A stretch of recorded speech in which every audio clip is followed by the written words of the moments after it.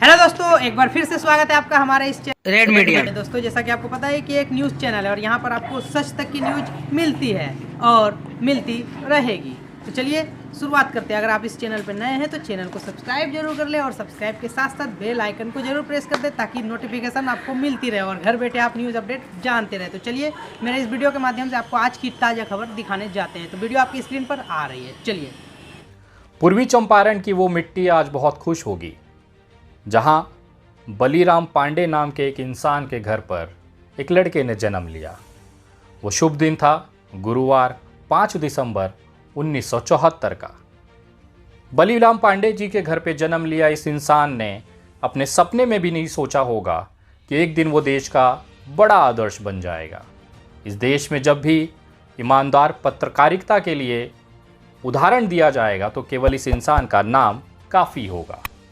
बलीराम पांडे जी ने भी खुद ये नहीं सोचा होगा कि उनका लड़का भारत के इतिहास के स्वर्णिम पन्नों में दर्ज हो जाएगा। मैं बात कर रहा हूँ उस इंसान की जिसे आप जानते तो हैं लेकिन जानते नहीं। पटना में अपनी शुरुआती शिक्षा को पूरी कर स्कूलिंग करके आंखों में बड़े सपने लेकर बलीराम पांडे का यह लड़का दिल्ली आता है। दिल्ली पहुंचकर अपनी उच्च शिक्षा पूरी करने के बाद पत्रकारिता के क्षेत्र में लगातार शून्य से आसमान की बुलंदियों तक पहुंचता है। मैं बात कर रहा हूं रवीश बलीराम पांडे, जिन्हें आप रवीश कुमार के नाम से जानते हैं। दिल्ली में अपनी शिक्षा और पत्रकारिता के बाद विवाह के तौर पर एक प्रोफेसर जो कि इतिहास की शिक्षिका हैं, उनके साथ इनका विवाह होता है। एक 2 बेटियों के ये गौरवान्वित पिता हैं। ये एक छोटा सा जीवन परिचय, लेकिन शायद इनके परिचय को बताना सूरज को दिया दिखाने जैसा है। इनकी गरिमा और इनके कद का आप अंदाज़ा इसी से लगा सकते हैं। इनके जो अवार्ड्स मिले हैं उसका कद इतना बड़ा है कि अपने आप में रवीश कुमार भारत में सबसे अलग पत्रकार के तौर पर स्थापित हुए हैं। 1994 से लेकर 2022 तक एनडीटीवी इंडिया के लिए काम करने के बाद अब वो सोशल मीडिया के यूट्यूब प्लेटफॉर्म पर अपनी नई पारी का आगाज़ करेंगे। रवीश कुमार को लोग इसलिए सुनना पसंद करते हैं क्योंकि वो एक सामान्य भारतीय की भाषा में अपनी बात रखते हैं, जो एक सामान्य से जनता को भी जो एक साधारण ज़िंदगी जीता है उसे अपनी भाषा लगती है। बहुत बेहतरीन तरीके से उनके समझाने का जो तरीका है वो आम जनता को समझ में आता है। शायद यही एक इनकी कला है जिसकी वजह से पूरा देश इनके व्यक्तित्व का कायल है। बात कर रहा था मैं अवार्ड की, तो आपको बताना चाहूँगा 2010 में इनको पहला अवार्ड मिलता है Ganesh Shankar Vidyarthi award for Hindi journalism and creative literature. 2013 और 2017 में लगातार Ramnath Goenka excellence in journalism award इनको मिलता है। 2014 में Indian news television award for the best news anchor in Hindi, इनको ये अवार्ड मिलता है। 2016 में journalist of the year Mumbai press club की तरफ से दिया जाता है। 2017 में प्रतिष्ठित अवार्ड भारत का कुलदीप नायर जर्नलिज्म अवार्ड और Gauri Lankesh award for journalism इनको मिलता है। लेकिन इस इंसान का कद इन अवार्डों के अंदर सीमित नहीं था। एक बड़ा अवार्ड इनके इंतज़ार में था। वो सपना पूरा होता है सन 2019 में, जब विश्व के सबसे प्रतिष्ठित अवार्ड रमन मैग्सेसे अवार्ड इनको मिलता है। और ये अपने आप में इकलौते ऐसे पत्रकार होते हैं जो भारत में सत्यापित होते हैं। ये केवल सिर्फ पत्रकारिता में नहीं है, साहित्य में भी इनकी बहुत बड़ी उपलब्धि है। शायद यही कारण है कि बुक स्टॉलों पर इनकी किताबें आज भी ट्रेंडिंग में हैं। A city happens in love, Ravish Panthi जो कि हिंदी में है, देखते रहिए ये भी एक हिंदी में है। इश्क में शहर होना ये भी एक हिंदी का इनका किताब है। बोलना ही है, लोकतंत्र, संस्कृति और राष्ट्र के बारे में, ये भी एक हिंदी की किताब रवीश कुमार ने लिखी है। सबसे बड़ा the fire voice on democracy, culture and the nation, ये कुछ किताबें हैं जो आज भी ट्रेंडिंग किताबों के बुक स्टॉलों के दुकानों पर आज भी डिमांडिंग हैं। लेकिन आज ये बातें आपको बहुत सामान्य सी लग रही होगी। जब से रवीश कुमार ने रिज़ाइन किया है उसके बाद से लगातार रवीश कुमार जी को टारगेट किया जा रहा है। मैं कुछ उदाहरण देना चाहूँगा जिनको रवीश कुमार की उपलब्धियाँ, उनका कद, उनका कार्य करने की शैली फूटे आँख नहीं सुहाती है। आज बात करेंगे उस सिक्के के दूसरे पहलू को जिसे देश गरिया रहा है। जब से रवीश कुमार जी ने अनाउंस किया है कि वो यूट्यूब चैनल पर अपना नया पारी शुरू करेंगे, क्योंकि विश्व का दूसरे नंबर का सबसे अमीर इंसान भी इस पत्रकारिता को, रवीश कुमार को खरीदने की हैसियत नहीं रखता। शायद ये जो इनका स्वाभिमान है, आज इसी की वजह से ये भारत के आदर्श बने हैं। जब से ये अनाउंस किया गया है कि रवीश कुमार जी अब यूट्यूब चैनल पर अपने नए पारी को शुरू करेंगे, उसके बाद से बहुत सारे उन लोगों के पेटों में दर्द होने लगा जो सरकारी टुकड़ों पे पलते हैं, जो सरकार के फेंके हुए टुकड़ों पर अपनी जीविका चलाते हैं और वो अपने आप को पत्रकार के तौर पर प्रतिष्ठित करते हैं। देश जानता है ऐसे पत्रकारों को BND क्यों कहा जाता है। मैं आपको दिखाना चाहूँगा कुछ उदाहरण, जिसमें सबसे पहला उदाहरण है आपके स्क्रीन पर। अनामिका जैन अंबर करके एक कवित्री हैं जिसे सरकारी कवि कहा जाता है। अभी कुछ दिन पहले आज तक के एक साहित्य प्रोग्राम में नेहा सिंह राठौड़ ने इनको धूल चटाते हुए बहुत बुरी तरह से इनकी बेइज्जती की थी। बेइज्जती का सिलसिला यहाँ ही नहीं रुका, बिहार की स्वर्णिम भूमि पर भी एक सोनपुर मेले में भी इनको आमंत्रित किया गया और केवल सरकारी कवि होने के नाते, क्योंकि सरकार के गुणगान में ये अपनी कवित्री जो एक कवि की गरिमा है उसको ये धूमिल कर देती हैं, उसकी वजह से इनको वहाँ पर बोलने नहीं दिया गया। ये समाचार पत्र की कटिंग है जिसकी जानकारी उन्होंने खुद पटना एयरपोर्ट पर बैठकर रोते हुए आपके सामने सोशल मीडिया पर प्रदर्शित की थी। ये इतनी बड़ी सरकारी कवि हैं, ये अपने एक ट्वीट में लिखती हैं 1 दिसंबर 2022 को 12:39 पर कि इतिहास गवाह है, बेसहारों का यूट्यूब बहुत बड़ा सहारा साबित हुआ है। जी हाँ, आप सही कह रही हैं। रवीश कुमार को ताना देते हुए इन्होंने एक लिखा कि यूट्यूब बहुत बड़ा सहारा साबित होता है। ये वही कवित्री हैं जिनका खुद का अपना एक यूट्यूब चैनल है। ये आपके स्क्रीन पे जो दिखाई दे रहा है, इन कवित्री जी का जो सरकारी कवि हैं, इनका खुद का अपना यूट्यूब चैनल है जिसमें 3,75,000 सब्सक्राइबर हैं। और ये 3,75,000 सब्सक्राइबर पहुंचने के लिए इनको 656 वीडियोस डालने पड़े।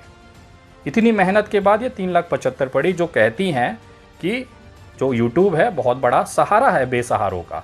तो सबसे बड़ी बेसहारा यही है जिन्होंने अपने ऊपर ही कटाक्ष को साबित कर दिया।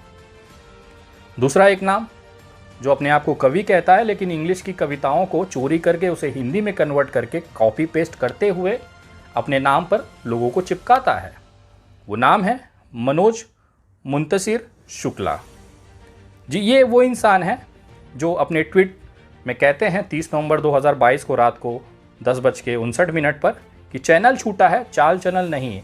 अब भाई साहब यूट्यूब पे उत्पात मचाएंगे। जी हाँ, बिल्कुल उत्पात मचाएंगे जैसे आप मचाते आए हैं। आपको मैं बताना चाहूँगा कि इन भाई साहब का भी एक यूट्यूब चैनल है जो 1.76 मिलियन सब्सक्राइबर के साथ में है। इनको सुनने वाले वही लोग हैं जिनको कविताओं में कोई मतलब नहीं होता, केवल अंधभक्ति और सरकार की चापलूसी अगर इनसे करानी है तो 1.76 मिलियन सब्सक्राइबर के साथ ये सबसे ऊपर आते हैं। ये वो इंसान है जो दूसरों पे कटाक्ष करते हैं कि रवीश कुमार यूट्यूब चैनल पे आएंगे। अब ये बात यहीं पे नहीं रुकती है, इन्होंने भारत सरकार से एक अनुरोध भी किया है कि मैग्सेसे अवार्ड धारक वृद्ध बेरोजगारों के लिए भी नौकरी की तत्काल व्यवस्था की जाए। 1 दिसंबर 2022 का ये ट्वीट है 12:16 पे। ये इस तरह से नौकरी की व्यवस्था करने की मांग कर रहे हैं जैसे ये खुद एक DM बन चुके हैं, किसी जिला के कलेक्टर हैं और अपने आप को सरकार के ऊपर समझते हैं। जिसको ये चाहेंगे उनको नौकरी दे दी जाएगी। आज भी देश में 2 करोड़ रोजगार पर साल के हिसाब से लोग इंतज़ार कर रहे हैं, जो रोजगार के नाम पर युवाओं के लिए इनके लिए कोई भावनाएं या इनके अंदर कोई संवेदनाएं नहीं हैं, लेकिन कटाक्ष करना क्योंकि सरकार के फेंके हुए टुकड़ों भी तो पल्ला है इस इंसान को। अगर नहीं करेगा तो फिर रोजी रोटी कैसे चलेगी। तो इसके बाद आते हैं एक ऐसे पत्रकार को जिसे देश का 90% इंसान गाली देता है। ये इंसान है सुशांत सिन्हा। और सुशांत सिन्हा वो इंसान है, कभी किसी वक्त में NDTV में ये काम करते थे और रवीश कुमार का जूता साफ करते हुए पत्रकारिता सीखी है इन्होंने। ये लिखते हैं कि भाई के माहौल बना रखा था कि भर इंडिया उसे ही देखता है, पर यूट्यूब पर आकर एक्सपोज हो गए। माहौल के मुताबिक 50-100 करोड़ सब्सक्राइबर होने थे, पर यहाँ तो गुर्गे हाथ जोड़ भीख मांग रहे हैं सबके कि सब्सक्राइब कर लो प्लीज़, बस कार्ड छपवाना बाकी है, मेरे चाचा का चैनल सब्सक्राइब जुलूल जुलूल करना। ये ट्वीट है इनका 2 दिसंबर 2022 का सुबह 10:14। सुशांत सिन्हा किस तरह की पत्रकारिता करते हैं ये जग जाहिर है, इसमें कोई दो राय नहीं है कि इनसे बड़ा BND शायद देश के अंदर मिलेगा, क्योंकि इनकी पत्रकारिता का एक लेवल जो है वो जो वैश्यावृत्ति वाले जो कोठे होते हैं उसको भी शर्मिंदगी कर देता है। तो अपने मालिक के प्रति वफादारी साबित करना भी ज़रूरी है, और रवीश कुमार जैसे पत्रकारों को उनकी हैसियत दिखाने के लिए इन्होंने कोशिश की, लेकिन वो भूल गए कि जिनके घर शीशे के होते हैं वो दूसरों के घरों पे पत्थर नहीं मारते। यूट्यूब चैनल पर आपको आपत्ति है रवीश कुमार की, जबकि ये इंसान खुद अपने यूट्यूब चैनल खोलकर दुकानदारी कर रहा है। ये आपके स्क्रीन पे जो दिखाई दे रहा है ये सुशांत सिन्हा का यूट्यूब चैनल है, जो कि 1.13 मिलियन सब्सक्राइबर के लिए है। इसके लिए 1.13 मिलियन सब्सक्राइबर पहुंचने के लिए इस भाई साहब को 767 वीडियो पोस्ट करने पड़े। इनकी औकात दिखाई देती है कि 767 वीडियो डालने के बाद तब कहीं जाके ये 11 लाख के आसपास सब्सक्राइबर पे पहुंच पाए हैं। वो भी इनके जो फॉलोवर है वही हैं जो एक राष्ट्रीय पार्टी के अंधभक्त हैं। इनको वही लोग सुनते हैं जो सरकार की दलाली करने को अपने आप को गौरवान्वित महसूस करते हैं। इनको पीड़ा यह है कि इन्होंने लगातार सरकार की तलवे चाटने के बाद भी वो मुकाम हासिल नहीं कर पाया जो रवीश कुमार बिना बिके हासिल कर चुका है। मैं अगर टेक्निकली बात करूं तो इनकी पीड़ा इसमें है कि इनकी जो औकात है वो रवीश कुमार के जूते के बराबर भी नहीं है, उसके पैर की धूल के बराबर भी नहीं है। शायद यही कारण है कि वो बिलबिला रहे हैं। इसे साबित करने के लिए मैं आपके सामने कुछ तथ्य प्रस्तुत करना चाहता हूँ। पहली, सरकारी कवि का जो अगर आप ट्विटर अकाउंट देखेंगे तो उस पर जो फॉलोअर हैं 2,94,000 है। जो कवि हैं, जो कॉपी पेस्ट कवि हैं मनोज शुक्ला, उनका अगर ट्विटर का फॉलोअर्स अगर आप देखें तो आपको 5,62,000 के आसपास मिलेंगे। जो पत्रकार हैं, जो BND पत्रकार हैं, उनका अगर आप फॉलोअर्स देखेंगे तो आपको दिखाई देगा कि उनके जो फॉलोअर हैं 1.4 मिलियन फॉलोअर हैं ट्विटर पर। इनकी दिक्कत यही है कि अगर इन तीनों का अगर फॉलोअर मिला दिया जाए तो 2.2 मिलियन इनको फॉलोअर हैं टोटल। तीनों की औकात मैं आपको दिखा रहा हूं। अगर तीनों के फॉलोअर जोड़ दिए जाएं तो इनका जो टोटल बनता है वो 2.2 मिलियन पहुंचता है। अकेले रवीश कुमार का जो फॉलोअर है वो 2.8 मिलियन का है ट्विटर पर। ये तो हो गई ट्विटर की बात। अब आइए फेसबुक पर भी इनकी औकात नाप ली जाए। ये दूसरों को ट्वीट करते हैं, यूट्यूब को बहुत ही छोटे दर्जे का पत्रकारिता करते हैं, जबकि खुद ये तीनों यूट्यूब के ज़रिए पैसे कमा रहे हैं, जिसे ये दिहाड़ी मजदूरी करते हैं, वृद्धा का रिटायर पेंशन बता रहे हैं। उस जगह पर ये खुद भी आकर 700 वीडियो डालने के बाद अपना जूते चप्पल पता नहीं क्या क्या घुटने घिसने के बाद वहाँ तक पहुँचे हैं, जबकि रवीश कुमार पिछले कुछ घंटों में ही उससे बहुत बड़ा मुकाम हासिल कर चुके हैं। अगर यूट्यूब सब्सक्राइबर की बात की जाए तो जो मैडम है सरकारी कवित्री, उनका 3,75,000 सब्सक्राइबर हैं। मनोज शुक्ला के 1.76 मिलियन सब्सक्राइबर हैं, और जो BND पत्रकार हैं उनके 1.4 मिलियन सब्सक्राइबर हैं। इनका जो टोटल बनता है वो 3.2 मिलियन बनता है। लेकिन रवीश कुमार का इकलौता यूट्यूब चैनल जो कुछ घंटों में, मैं कह रहा हूँ 24 घंटे के अंदर अंदर 1 मिलियन से ज़्यादा लोगों ने सब्सक्राइब किया है, और ये आंकड़ा अभी लगातार बढ़ रहा है। हर घंटे 1.5 से 2 लाख सब्सक्राइबर इस चैनल पर आ रहे हैं। जिनको जानकारी हो रही है वो लगातार रवीश कुमार जी के चैनल को सब्सक्राइब कर रहे हैं। आपके स्क्रीन पे जो दिख रहा है 1.82 मिलियन सब्सक्राइबर के साथ रवीश कुमार ऑफिशियली ये इनका यूट्यूब चैनल है, जो कि इस समय ट्रेंडिंग में है। केवल 22 वीडियो बनाकर रवीश कुमार जी 1.82 मिलियन तक पहुँचे हैं। यही इनकी दिक्कत है कि सरकारी पैसों पर पलने वाले, उनके तलवे चाटने वाले लोग वो मुकाम हासिल नहीं कर पाए। यही इनके पेट का असली दर्द है। कवित्री मैडम ने लिखा था कि इतिहास गवाह है, बेसहारों का यूट्यूब बहुत बड़ा सहारा साबित होता है। जी हाँ, एकदम वैसे ही साबित हुआ जैसे नरेंद्र मोदी जी का भी यूट्यूब चैनल है, वो उनका भी जो बेसहारा थे उनका भी यूट्यूब सहारा बना। नरेंद्र मोदी जो हमारे देश के प्रधानमंत्री हैं वो भी यूट्यूब चैनल पर हैं 13.3 मिलियन सब्सक्राइबर के साथ। लेकिन ये 13 मिलियन 3 सब्सक्राइबर पहुँचने के लिए इनको 18,000 वीडियो डालनी पड़ी। ये है हमारे देश के प्रधानमंत्री।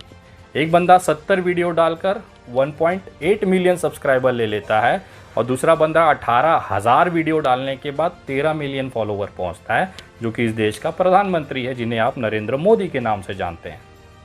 दूसरा, देश के गृह मंत्री का भी चैनल मुझे यूट्यूब पे दिखाई दिया, जिसमें कि ये ऑफिशियल है अनऑफिशियल ये मुझे नहीं पता, लेकिन एक चैनल दिखा जिसमें 86,000 सब्सक्राइबर है और 1500 वीडियोज़ इसमें डाली गई हैं। लेकिन जिस सरकारी कवित्री ने इतने शान के साथ ये आंकड़ा दिया था कि बेसहारों का सहारा यूट्यूब है, उस जिस पार्टी की ये कवित्री हैं उस पार्टी का ऑफिशियली यूट्यूब चैनल भी है, जिसे आप भारतीय जनता पार्टी कहते हैं। भारतीय जनता पार्टी का यूट्यूब चैनल है जिस पे कि 4.53 मिलियन सब्सक्राइबर हैं। लेकिन इस 4.53 मिलियन सब्सक्राइबर पहुंचने के लिए भारतीय जनता पार्टी को रोज़ अपने आईटी सेल के दिहाड़ी मजदूरों को मेहनत करानी पड़ती है और 31,000 वीडियो डालने के बाद 4.53 मिलियन पहुंचे हैं। अगर भारतीय जनता पार्टी और रवीश कुमार की तुलना की जाए तो ज़मीन आसमान का फ़र्क है। 31,000 वीडियो डालने के बाद 4.53 मिलियन डालने के बाद उन्होंने 1.8 मिलियन का शिखर हासिल किया है। यही कारण है कि इनको रवीश कुमार से दिक्कत है। इन्होंने पूरे हथकंडे ट्राई किए, एनडीटीवी बिक गया, रवीश कुमार नहीं बिका। अब नरेंद्र मोदी जी एनडीटीवी पर कभी भी आकर इंटरव्यू दे सकते हैं, क्योंकि उनके जो पत्रकार हैं वो वहाँ पर बिठाए जाएंगे, वो आकर सवाल जवाब कर सकते हैं। लेकिन आज तक इस देश के उस यशस्वी और विश्व के सबसे ताकतवर प्रधानमंत्री की हिम्मत नहीं हुई रवीश कुमार को इंटरव्यू देने के लिए। और रही बात रवीश कुमार की, वो अगर सड़क पर खड़े होकर भी अपनी पत्रकारिता करेंगे तो ये देश सुनेगा, क्योंकि उनकी आवाज़ में सच्चाई होती है, उनके तथ्यों में हकीकत होती है। वो किसी के तलवे नहीं चाटते। यही कारण है कि विश्व के सबसे अमीर इंसान के हाथों में भी ये इंसान नहीं बिक पाया। शायद यही ज़मीर और इनका जो स्वाभिमान है इस देश के लिए आदर्श है। और जिस यूट्यूब चैनल की ये बात कर रहे हैं, मैं गारंटी के साथ कहता हूँ, केवल आजीविका की अगर बात की जाए तो रवीश कुमार इस भारत नहीं विश्व के इकलौते ऐसे पत्रकार होंगे आगामी 6 महीने के अंदर जो सबसे ज़्यादा रेवेन्यू पैसा यूट्यूब चैनल से कमाएंगे। लेकिन इस इंसान के लिए पैसा मायने नहीं रखता। शायद अगर पैसा मायने रखता तो आज अडानी जी जैसे इंसान के बगल में खड़े होकर अडानी जी को इस इंसान के ऊपर गर्व महसूस होता। लेकिन चंद नोटों के खातिर अपने ईमान और स्वाभिमान को बेचना रवीश कुमार को पसंद नहीं था। भगवान ने एक बड़ा रास्ता दिया, देश की जनता रवीश के साथ है और विनय दुबे जैसे करोड़ों लोग दुआओं में आशीर्वादों में रवीश जी को रखते हैं। और शायद यही कारण है कि कुछ घंटों में 1 मिलियन से ज़्यादा सब्सक्राइबर रवीश कुमार जी के यूट्यूब चैनल को हुए, जिसके लिए गोदी मीडिया के पत्रकारों को 10-10 साल हजारों वीडियो डालकर तलवे चाटना, घुटने रगड़ना, पता नहीं कौन कौन सी गंदगी चीज़ें करना, देश को बरगलाना, रोज़ आकर भौंकना, ये करना पड़ा तब जाके वो मुकाम उसे हासिल हुआ है। और उसकी जगह पर केवल लोगों को सही पत्रकारिता दिखाना, वास्तविकता से रूबरू कराना, तथ्यों को सामने रखा, बहुत सरल भाषा में अपनी बात को, देश की सरकार की गलतियों को जनता तक पहुंचाना, उस पत्रकार को देश सर आंखों पर बिठाता है। मैं सैल्यूट करता हूं बलीराम पांडे जी के पुत्र रवीश कुमार को अपने इस नई पारी के लिए। हम सभी को आप पे गर्व है सर, और मैं उम्मीद करता हूं जिस तरह से आपने एनडीटीवी के अंदर बेखौफ तरीके से, निष्पक्ष तरीके से देश को मार्गदर्शित किया, आगे बढ़ाया, उसी तरह से इस नई पारी में भी आप तहलका मचाएंगे। हम तमाम जैसे लोग, सामाजिक कार्यकर्ता आपसे सीखते हैं, आप हमारे लिए प्रेरणा हैं। और मैं खुद पर्सनली तौर पर आपको अपने गुरु के तौर पर देखता हूं और कोशिश करता हूं कि अगर आपके पैर की धूल भी बन पाया तो अपने जीवन को मैं सफल समझूंगा। उम्मीद करता हूं आप भारत की जनता को, उनके उम्मीदों को, आकांक्षाओं को और अपेक्षाओं को निराश नहीं करेंगे, हताश नहीं करेंगे। बहुत उम्मीदों के साथ आपको शुभकामनाएं मेरी तरफ से। वीडियो अच्छी लगी हो तो तमाम देश की जनता तक पहुंचाएं, लोगों को बताएं। एक पत्रकार जो डरा नहीं, बिका नहीं, आपके सामने आपके लिए लड़ रहा है, उसको साथ देना अब हम सब की जिम्मेदारी है। आइए एक नया भारत बनाते हैं रवीश कुमार के नेतृत्व में। जय हिंद, जय महाराष्ट्र। तो दोस्तों जैसे कि आपने देखा, मैंने आपको एक स्क्रीन पर न्यूज़ दिखाया, मैंने भी यहाँ पे वॉच किया, तो आप उम्मीद है कि आपको ये वीडियो पसंद आया होगा। और इसी तरह के न्यूज़ अपडेट के लिए आप मेरे इस चैनल को सब्सक्राइब करके रखें और वीडियो के बेल आइकन को प्रेस कर दें, ताकि न्यूज़ जैसे ही डाला है आपके पास घर बैठे मिल जाए। तो इसी प्रकार की न्यूज़ अपडेट के साथ अगली बार फिर से मिलेंगे। तो तब तक के लिए जय हिंद, जय भारत।